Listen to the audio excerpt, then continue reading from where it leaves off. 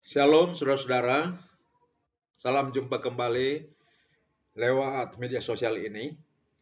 Pada saat ini saya mau mengajak kita untuk bersama-sama memikirkan satu bagian Alkitab, yaitu 1 Korintus 15 ayat 1 sampai 11. Dan ketika kita nak memikirkan bagian Alkitab ini, maka ini adalah bagian Alkitab yang diagendakan untuk dibaca dan dipikirkan oleh warga gereja Masih Injili di Minahasa untuk periode tanggal 14 sampai 20 April tahun 2024. Lalu kemudian oleh Sinode Gemim memberikan tema untuk pemahaman 1 Korintus 15 ayat 1 sampai 11 ini, yaitu Yesus Kristus yang bangkit adalah Injil menyelamatkan. Nah, saudara-saudara, kita tidak akan saya ajak untuk membaca bagian Alkitab ini. Saya memaksudkan kita membaca saja masing-masing di rumah untuk mempersingkat waktu, tetapi sekaligus saat kita akan masuk pada penafsiran, kita akan membaca secara bertahap akan bagian Alkitab 1 Korintus 15 ayat 1 sampai 11. Ke-11 ayatnya akan kita baca secara bertahap seiring dengan pemahaman bersama yang akan kita lakukan. Nah, sebelumnya mari kita satu di dalam doa. Tuhan, terima kasih sebab Engkau berfirman.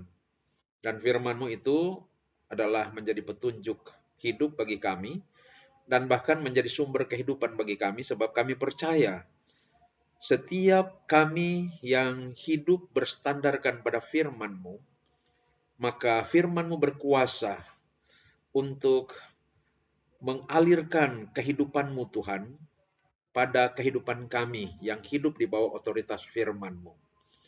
Kami percaya firman-Mu berkuasa untuk menuntun kami dalam sebuah kehidupan yang dipelihara oleh-Mu Tuhan. Dan oleh sebab itu, kami menyadari betapa firman-Mu memiliki sentralitas dalam kehidupan kami. Ajari kami, mampukan kami untuk selalu memusatkan hidup kami pada Engkau Tuhan, dan karena itu juga tentu pada firman-Mu. Maka sekarang ketika kami hendak menelaah secara sederhana 1 Korintus 15 ayat 1 sampai 11 firman-Mu Tuhan, kami memohon kiranya urapan kuasa Roh Kudus memenuhi kami, dan Roh Kudus membimbing kami pada pemahaman yang benar, sekaligus menolong kami untuk senantiasa membangun kehidupan dengan berstandar pada firman-Mu. Terpujilah nama-Mu Tuhan, kami serahkan waktu kami ke depan ini hanya ke dalam tangan-Mu. Ini doa kami di dalam nama Tuhan Yesus kami berdoa. Amin. Baik, jadi saudara-saudara, mari kita melihat pertama struktur teks dari 1 Korintus 15 ayat 1 sampai 11 ini. Pertama pada ayat 1 sampai 2 itu berbicara tentang Injil yang menyelamatkan. Lalu bagian kedua pada ayat 3 sampai 4 itu berbicara tentang konten inti dari Injil yang menyelamatkan itu. Bagian ketiga ialah ayat 5 sampai 8. Di situ Paulus berbicara tentang saksi-saksi kebangkitan Yesus.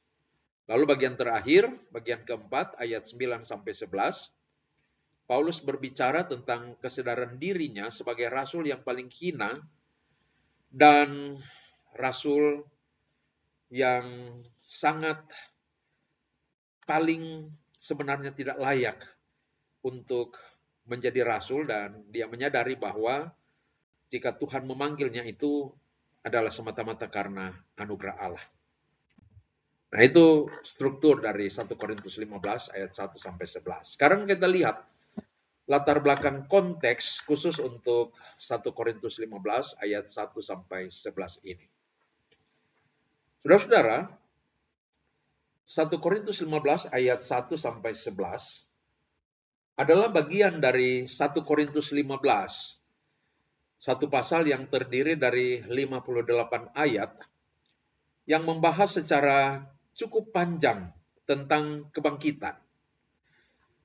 Nah, mengapa Paulus berbicara panjang lebar tentang kebangkitan? Yaitu karena di dalam jemaat Korintus telah masuk suatu ajaran sesat yang menolak akan kebangkitan orang mati, sehingga membuat jemaat di Korintus itu menjadi bingung dan bertanya-tanya, betulkah tidak ada kebangkitan orang mati? Nah, saudara-saudara, ajaran itu sebenarnya adalah ajaran yang bersumber dari filsafat Yunani Platonisme tentang manusia. Bahwa manusia itu terdiri dari tubuh dan jiwa. Bahwa tubuh itu cemar, jahat, dan karena itu binasa. Sedangkan jiwa itu baik, suci, dan karena itu kekal. Tubuh itu adalah penjara jiwa. Selama tubuh itu hidup, maka jiwa akan terpenjara di sana. Tetapi begitu tubuh itu mati, maka jiwa akan bebas. Jadi, dalam alam kebudayaan Yunani yang pada waktu itu sangat dipengaruhi oleh paham-paham Platonisme, mereka mempercayai bahwa tubuh itu pasti mati, pasti hancur dan lenyap. Hanya jiwa yang kekal. Maka berita tentang kebangkitan tubuh, kebangkitan orang mati, yang didasarkan pada fakta Yesus yang bangkit, oleh masyarakat yang berkebudayaan Yunani, termasuk masyarakat Korintus itu, dipandang sebagai berita yang omong kosong. Jemaat di Korintus semula telah menerima berita Injil tentang Yesus yang mati dan bangkit untuk menebus dosa manusia. Mereka juga telah menerima ajaran tentang kebangkitan tubuh dan hidup kekal saat Yesus datang kembali. Tapi saking kuatnya pengaruh paham filsafat Yunani tersebut, iman mereka menjadi goncang. Dan keyakinan pada adanya kebangkitan tubuh menjadi kendor. Maka Paulus menulis pasal 15 ini untuk meneguhkan iman jemaat Korintus agar mereka tetap percaya bahwa kebangkitan tubuh itu ada. Bahwa ajaran tentang kebangkitan tubuh itu adalah ajaran yang benar. Itu adalah firman. Untuk itulah kemudian Paulus memulai pasal 15 ini dengan memaparkan fakta kebangkitan Yesus pada perikopnya yang pertama, yaitu ayat 1 sampai ayat 11. Fakta kebangkitan Yesus itu tak terbantahkan karena disaksikan oleh banyak saksi mata, dan fakta kebangkitan Yesus itu menjadi dasar iman untuk mempercayai bahwa kebangkitan orang mati atau kebangkitan tubuh itu akan dialami oleh semua orang percaya yang sudah mati pada saat kedatangan Yesus kembali. Melalui pasal 15 ayat 1 sampai 11 ini, Paulus meletakkan dasar akan ajaran dan keyakinan akan adanya kebangkitan orang mati, yang karena itu di ayat-ayat selanjutnya Paulus mengemukakan sebuah logika bahwa kebangkitan orang mati itu ada karena Yesus bangkit dari kematian. Jika Yesus tidak bangkit dari kematian, maka kebangkitan orang mati itu tidak ada. Tetapi terbukti dan tak terbantahkan, Yesus bangkit dan hidup kembali. Maka kebangkitan orang mati itu ada. Jadi pasal 15 pasal 15 ayat 1 sampai 11 ini sebenarnya merupakan dasar argumentasi yang kuat yang Paulus kemukakan untuk mematahkan ajaran filsafat Yunani bahwa tidak ada kebangkitan tubuh. Dan kemudian juga untuk membangun kembali keyakinan jemaat Korintus bahwa kebangkitan tubuh itu ada. Nah, itu sedikit catatan latar belakang khusus untuk teks pasal 15 ayat 1 sampai 11 ini. Sekarang mari kita melihat pemahaman-pemahaman tafsiran terhadap pasal 15 ayat 1 sampai 11 ini. Pertama, tafsiran untuk bagian yang pertama, yaitu ayat 1-2 tentang Injil yang menyelamatkan. Mari kita bacakan bunyi dari pasal 15 ayat 1 dan 2 ini. Demikian bunyinya. Dan sekarang, saudara-saudara, aku mau mengingatkan kamu kepada Injil yang aku beritakan kepadamu, dan yang kamu terima, dan yang di dalamnya kamu teguh berdiri. Oleh Injil itu, kamu diselamatkan, asal kamu teguh berpegang padanya.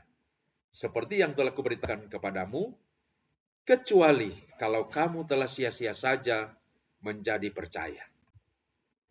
Nah, saudara-saudara, pada bagian ini Paulus mengingatkan jemaat Korintus pada Injil yang dia telah beritakan, tetapi juga dia mengingatkan pada respons mereka, jemaat Korintus ini, terhadap Injil itu.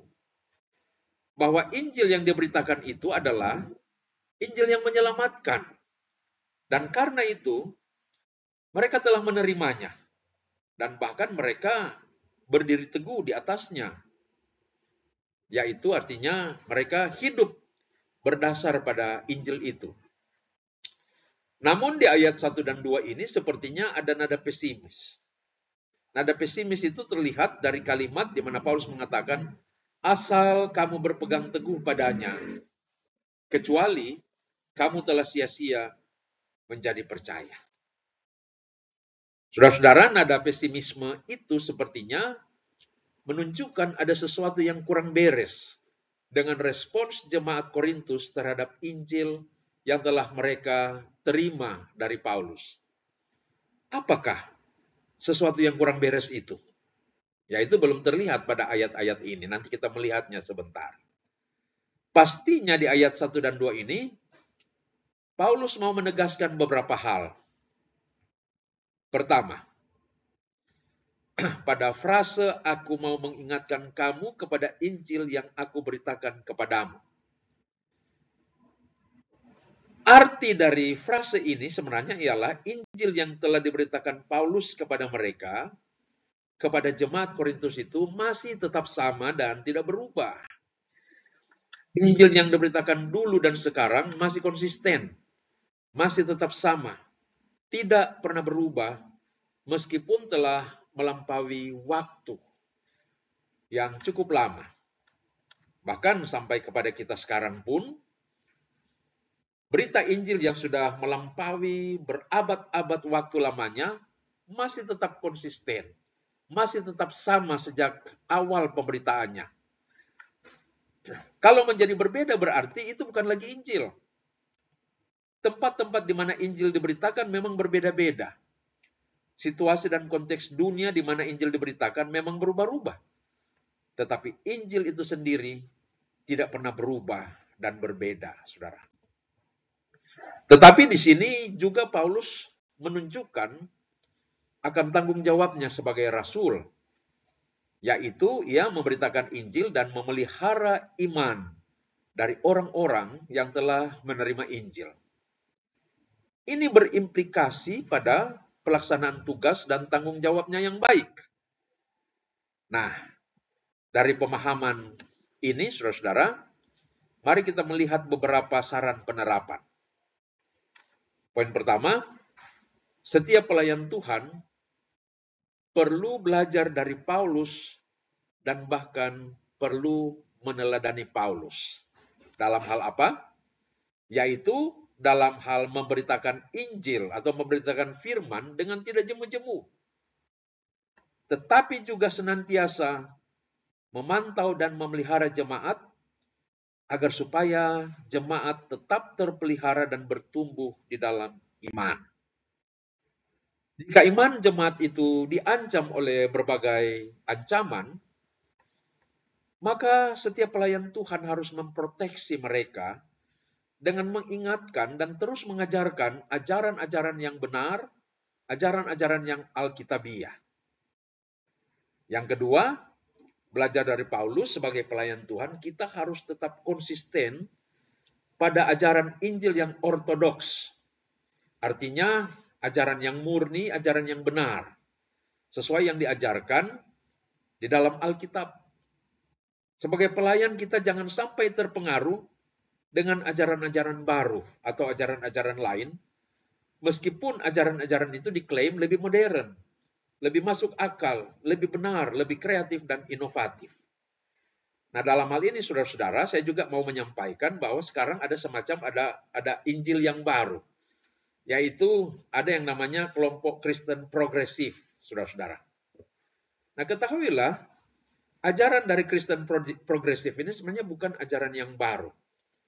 Itu sudah muncul sejak dasawarsa 80-an, pernah, kalau saudara-saudara ingat, ada muncul yang namanya New Age Movement atau gerakan zaman baru. Gerakan zaman baru ini adalah gerakan di mana sejumlah ajarannya dan bahkan inti ajarannya itu adalah berdasarkan atau hasil kompilasi lalu kemudian disatukan dari berbagai ajaran agama yang ada di dalam dunia ini lalu menjadi satu ajaran.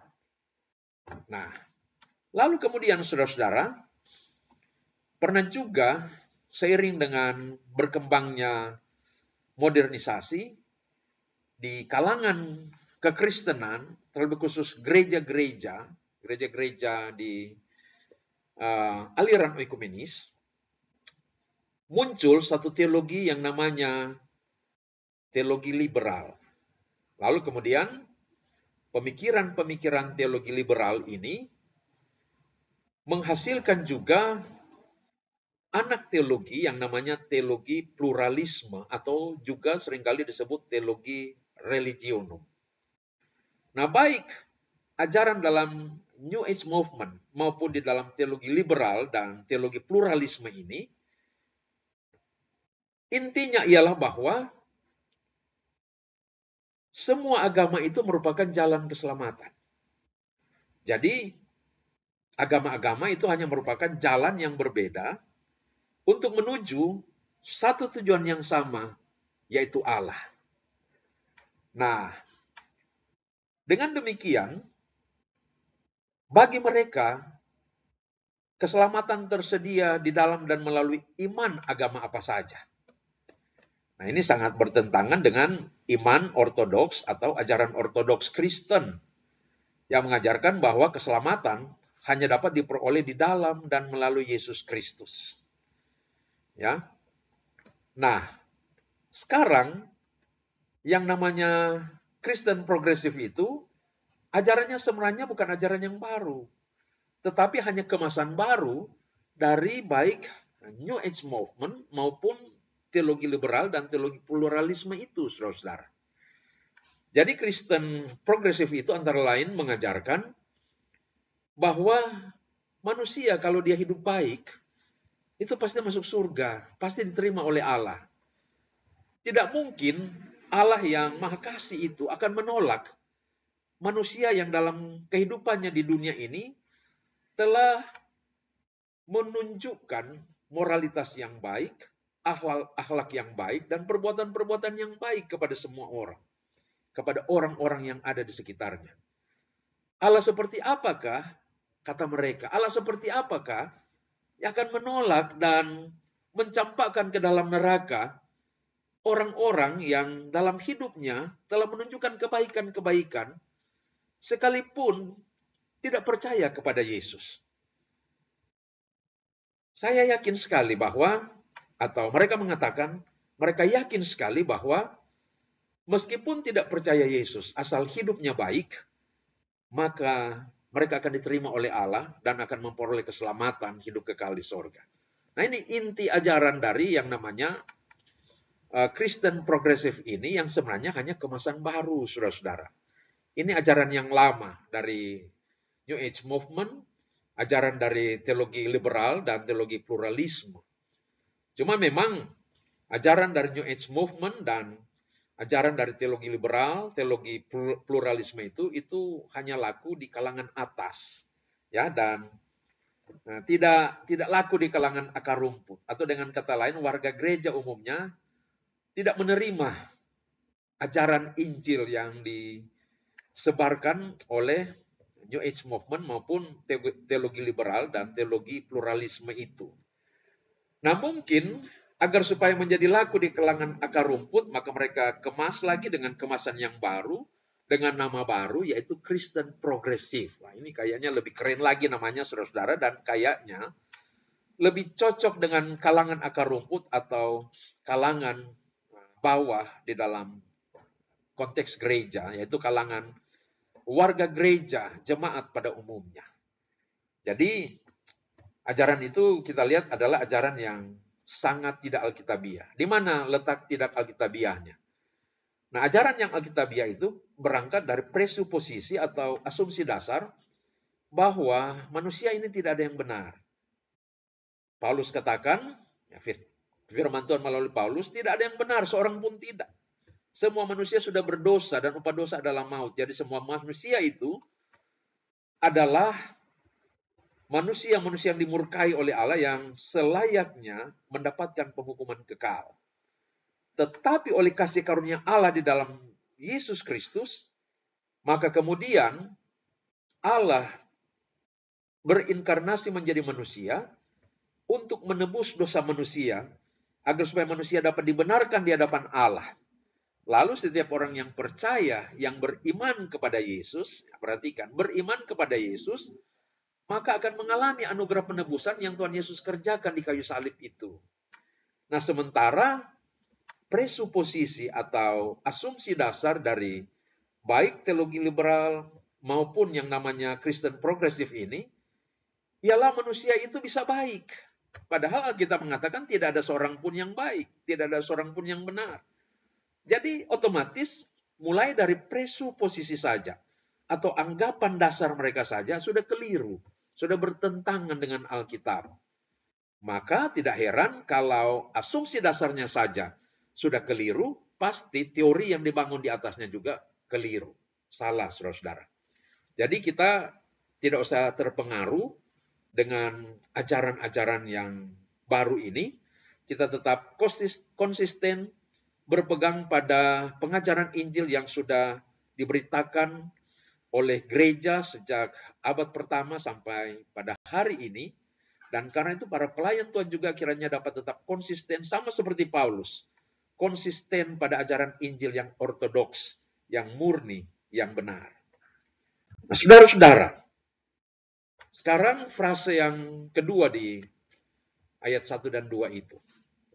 Yang berkata, dan yang kamu terima. Jadi Injil yang sudah diterima oleh jemaat Korintus. Nah, frase ini menunjukkan bahwa jemaat Korintus telah menerima Injil yang diberitakan Paulus itu.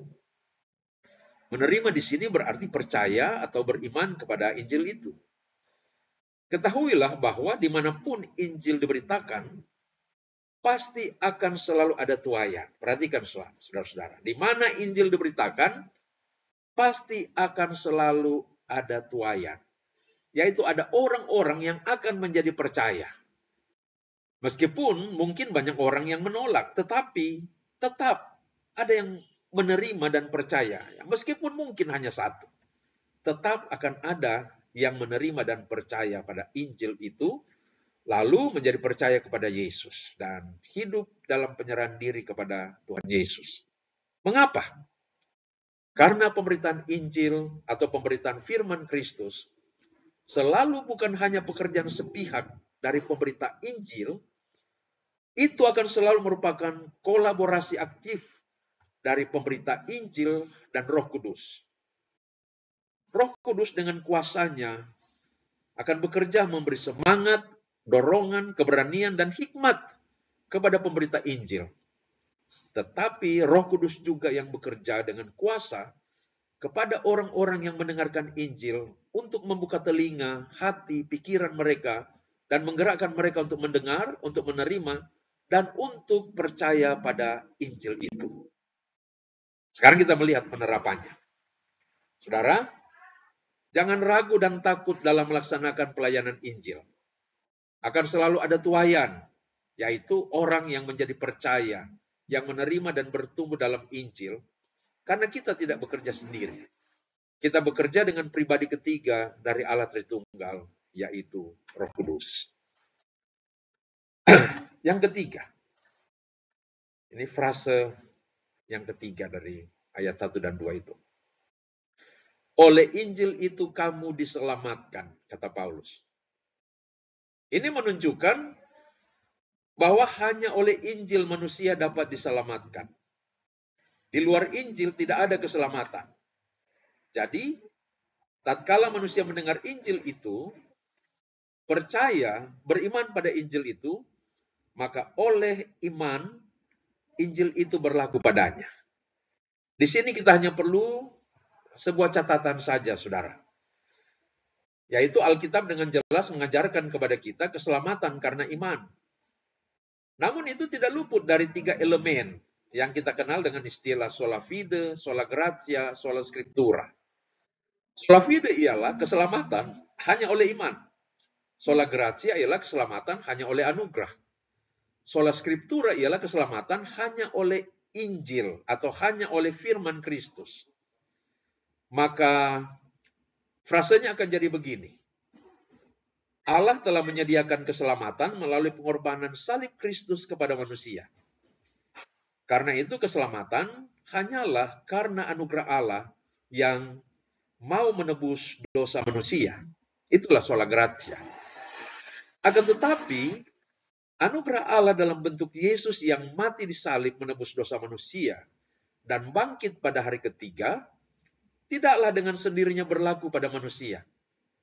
Hanya kepada mereka yang Allah anugerahkan iman, maka karya salib dan kebangkitan yang menebus dosa itu berlaku.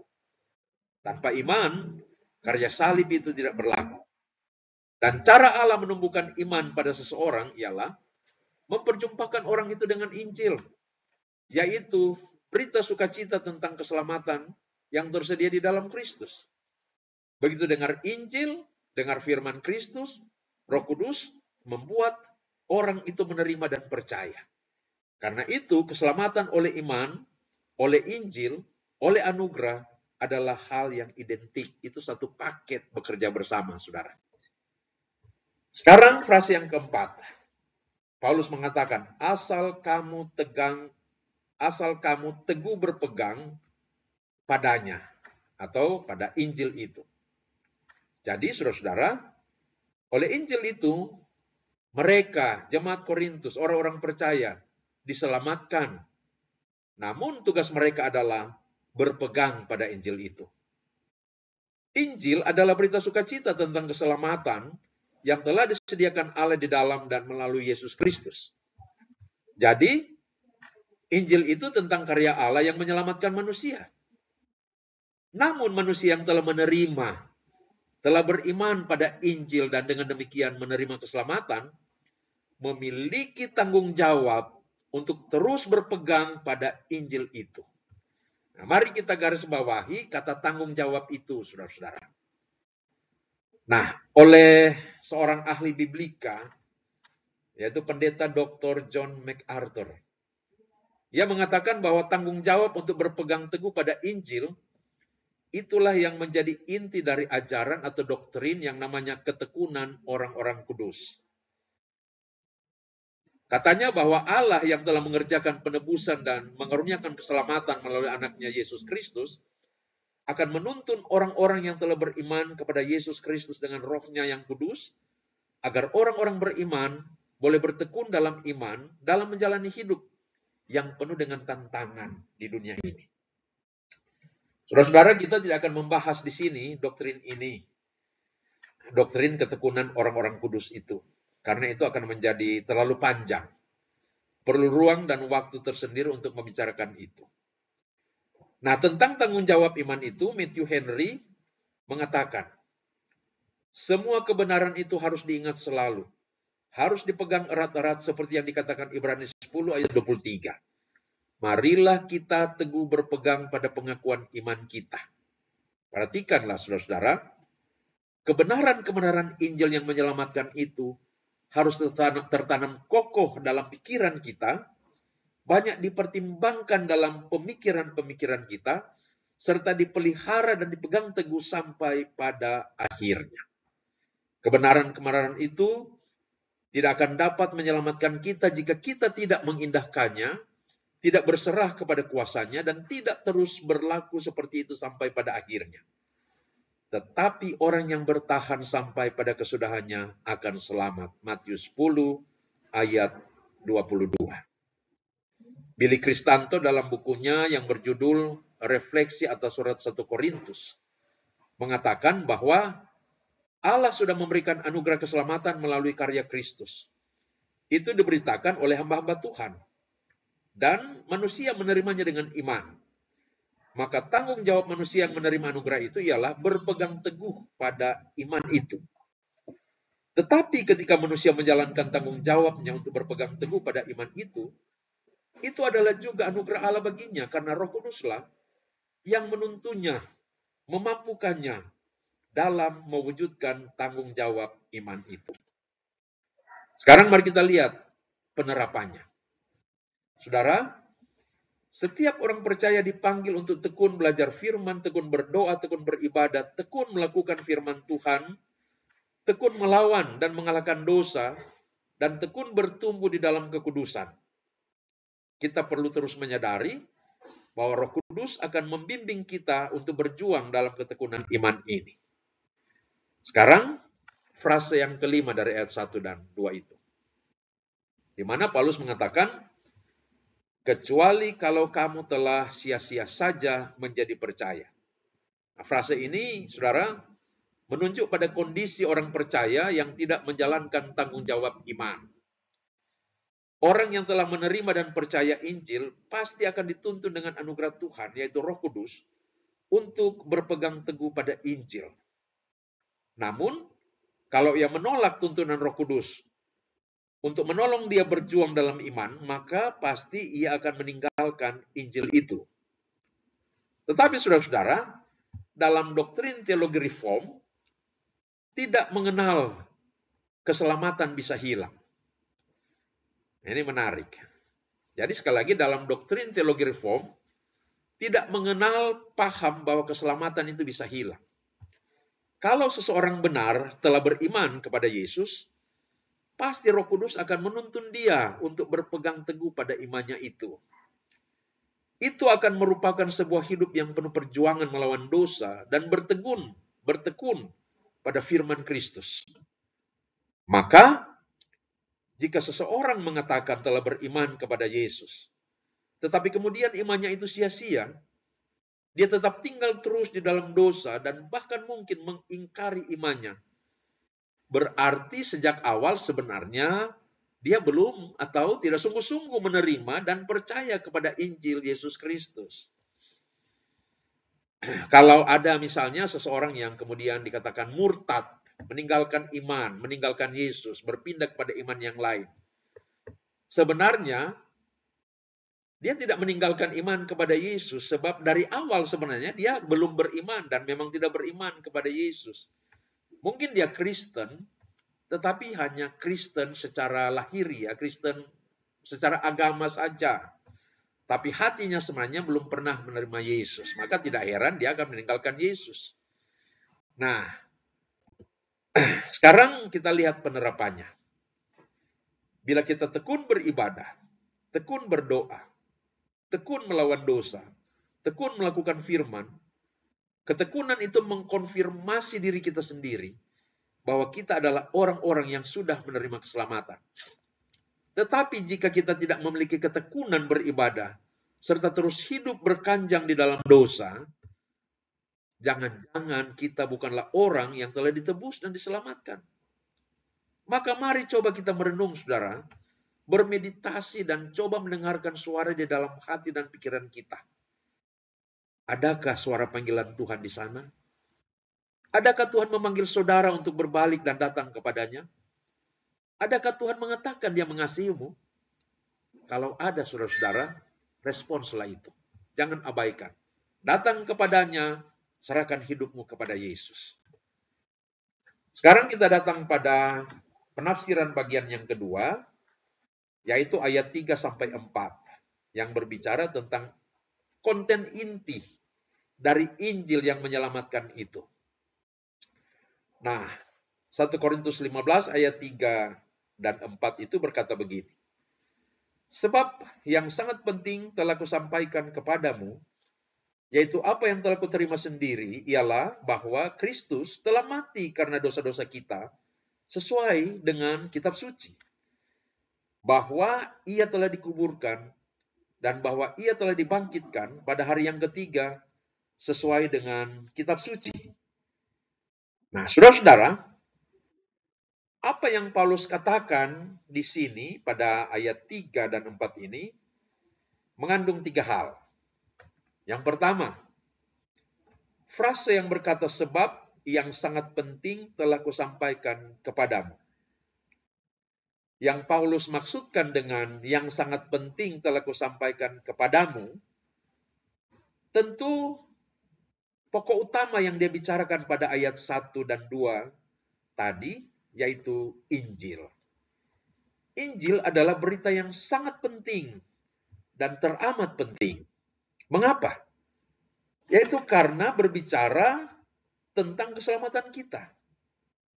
Coba kita pikirkan, saudara-saudara, hal apakah yang paling penting dalam hidup kita? Uang, harta kekayaan, jabatan, yang meskipun semua itu kita peroleh, tapi tidak bisa menjadi jaminan keselamatan bagi kita. Bukan. Bahkan perbuatan-perbuatan baik pun tidak dapat menjadi jaminan keselamatan bagi kita. Hanya Injil lah yang berisi berita tentang bagaimana kita manusia bisa beroleh keselamatan, yaitu hanya melalui pengorbanan dan kebangkitan Kristus. Hanya melalui salib dan kebangkitan Kristuslah manusia bisa beroleh keselamatan, hidup kekal di sorga. Karena itu hanya ada satu jalan keselamatan, yaitu Yesus Kristus. Itulah Injil, saudara. Penerapan. Oleh karena Injil adalah hal terpenting dalam hidup ini, maka segala sesuatu yang tercakup dalam Injil, yaitu semua firman Kristus yang tertulis dalam Alkitab, pun menjadi yang terpenting dalam hidup ini. Saudara, camkan ini. Yang terpenting dalam hidup ini adalah firman Kristus, Injil. Maka jadilah orang percaya yang hidupnya berpusat pada Injil, berpusat pada firman Kristus. Kita perlu melihat kembali kepada diri kita untuk menemukan hidup kita sedang terpusat kemana. Dan jika kita menemukan hidup kita belum terpusat kepada Injil, pusatkanlah hidup kita kepada Injil. Yang kedua, penting bagi para hamba Tuhan untuk memiliki kepekaan dalam membedakan mana yang terpenting, mana yang penting, mana yang tidak penting, baik dalam pemberitaan firman maupun dalam pelayanan-pelayanan yang lain, dalam program-program, dalam kegiatan-kegiatan pelayanan. Kita harus mengutamakan yang terpenting, yaitu apa? Pemberitaan firman. Siapkan dan lakukan semua yang penting, utamakan yang terpenting, yaitu pemberitaan firman.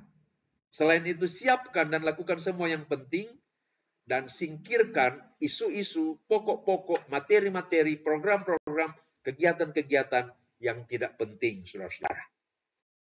Program-program dan kegiatan-kegiatan yang tidak penting, yang tidak memiliki signifikansi bagi pertumbuhan iman jemaat, singkirkan itu. Ada banyak kegiatan yang menyerap dana yang besar, tapi signifikansinya bagi pertumbuhan iman boleh dikatakan hampir tidak ada, saudara. Pikirkanlah dan kerjakanlah bentuk-bentuk pelayanan yang memiliki signifikansi yang jelas bagi pertumbuhan iman jemaat. Sekarang, frase yang kedua dari ayat 3 dan 4 ini. Yang berkata, yaitu apa yang telah kuterima sendiri. Saudara-saudara, dengan frase ini Paulus menunjukkan bahwa Injil yang ia beritakan bukanlah gagasan pikirannya sendiri, bukan materi yang disusunnya sendiri, bukan hasil abstraksi nalarnya sendiri, tetapi yang dia terima. Dari siapa? Ya tentu dari Tuhan. Dari pengajaran firman Tuhan, dari inspirasi Roh Kudus. Billy Kristanto mengatakan bahwa ini penting dalam filosofi pelayanan, bahkan dalam filosofi hidup beriman kepada Yesus. Paulus tidak pernah memberikan sesuatu dari dirinya sendiri. Dalam melayani, kita mengerjakan apa yang Tuhan percayakan. dan berikan kepada kita. Maka penerapannya ialah pelayanan itu diberikan, bukan dicari-cari.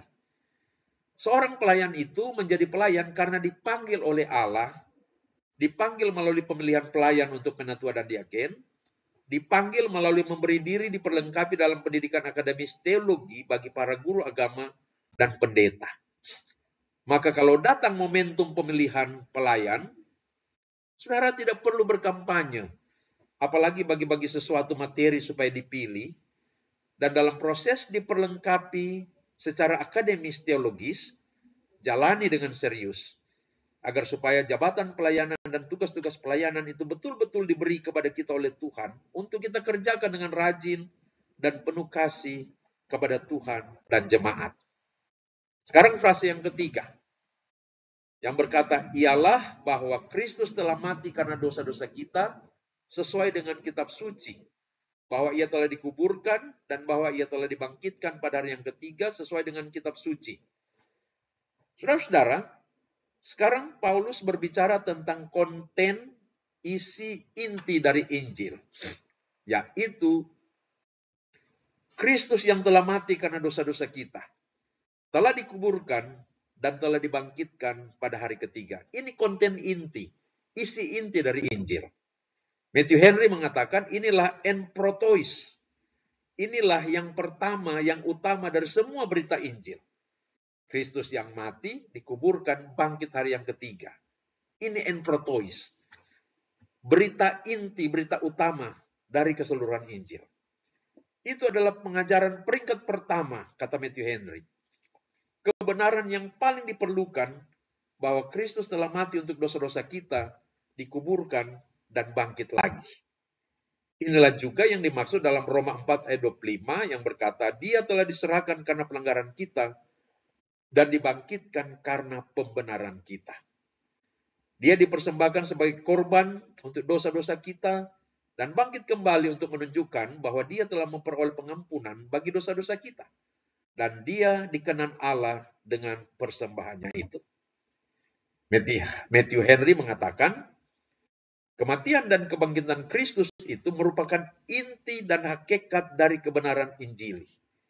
Itulah sebabnya sekarang kita memperoleh kehidupan rohania kita. Dan disinilah kita harus menemukan pengharapan kita atas kehidupan kekal yang akan datang. John MacArthur mengatakan, cobalah cabut berita tentang salib yang berdarah dan kubur kosong. Cobalah hapus berita tentang Yesus yang mati dan bangkit. Maka seluruh bangunan kekristenan akan roboh.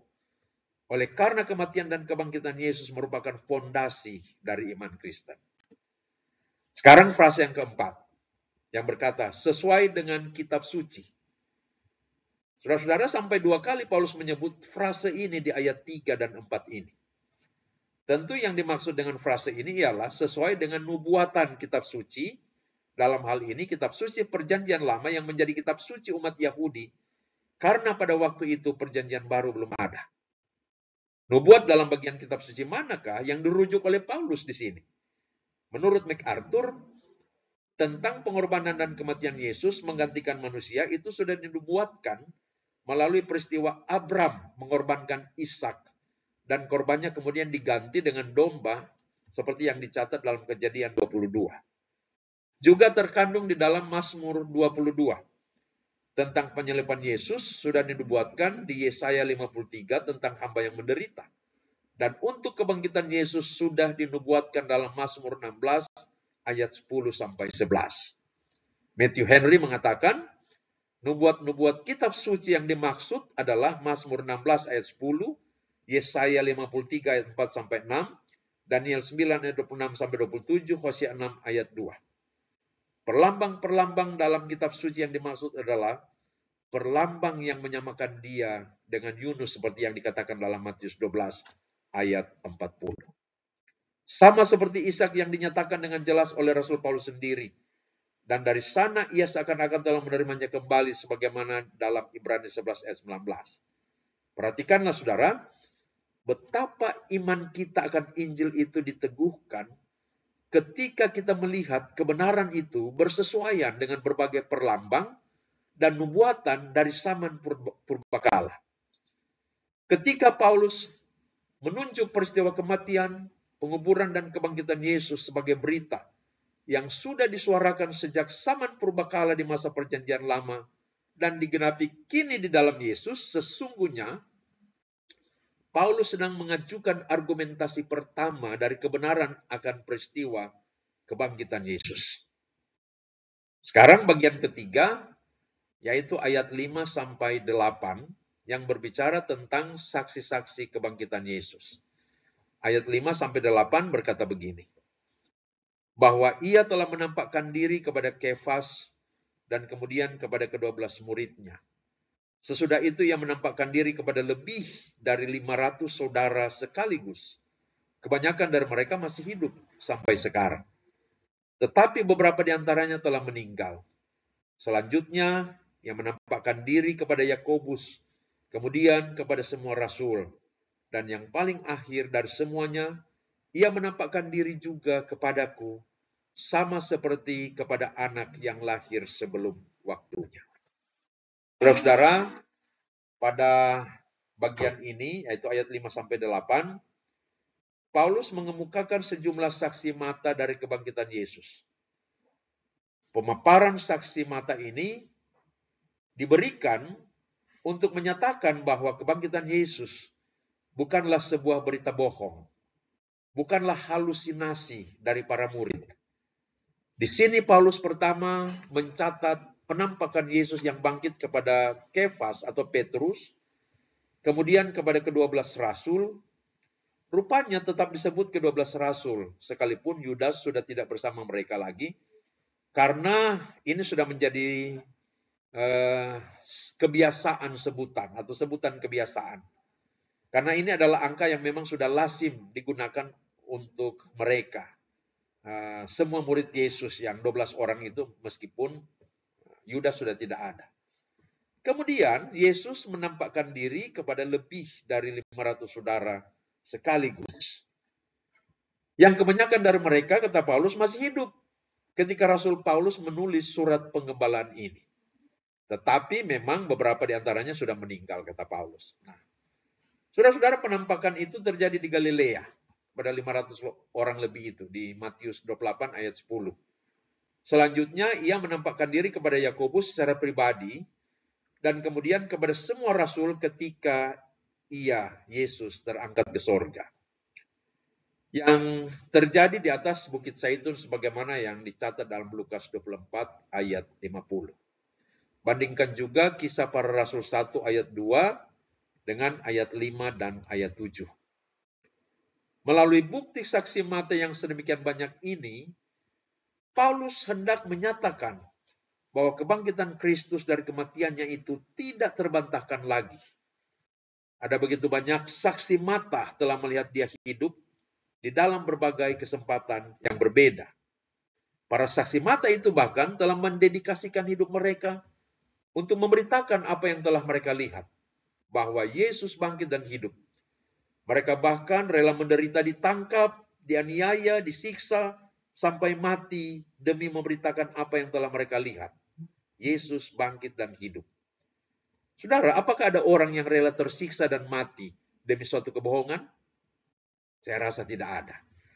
Karena itu kesaksian para saksi mata itu adalah sebuah kebenaran yang dapat dipegang bahwa Yesus bangkit dan hidup. Kemudian Rasul Paulus sendiri menjadi saksi mata terakhir yang diperkenankan oleh Yesus untuk melihat dia. Yaitu Tuhan Yesus yang menampakkan diri kepadanya di jalan menuju ke Damsik atau Damaskus sebagaimana yang dicatat dalam Kisah Para Rasul 9 ayat 17. Dan Paulus pun rela mati demi memberitakan pengalaman perjumpaannya dengan Yesus yang bangkit dan hidup. Bagi Paulus, penampakan Yesus yang bangkit itu kepadanya, dia ibaratkan seperti seorang anak yang lahir sebelum waktunya, yang dalam bahasa Yunani itu adalah ektroma. Ektroma itu artinya penampakan Yesus yang telah mengubahkan kehidupan Paulus 180 derajat itu terjadi sebelum ia siap untuk mengalami itu. Tapi realitanya ia sudah mengalaminya, dan pengalaman akan perjumpaan dengan Yesus yang bangkit dan hidup itu telah mengubahkan kehidupan Paulus itu 180 derajat sedemikian ekstrim, saudara. Sehingga Paulus yang tadinya adalah seorang yang sangat membenci Kristus, berubah menjadi pengikut Kristus yang mengasihi Kristus. Dari seorang penganiaya pengikut Kristus, menjadi seorang rasul, menjadi seorang saksi, pemberita Injil Kristus. Dan bagi Paulus itu terjadi tanpa persiapan. Kelahiran baru Paulus terjadi secara tiba-tiba. Itulah yang Paulus ibaratkan seperti ektroma, anak yang lahir sebelum waktunya. Apa istilah lainnya itu? Anak yang yang belum saatnya lahir tapi sudah lahir. Penerapan. Kesaksian dari para saksi mata tentang Yesus yang bangkit dan hidup adalah cukup. Kita yang hidup di masa sekarang tidak perlu lagi mendapatkan penampakan Yesus yang bangkit untuk membuat kita percaya.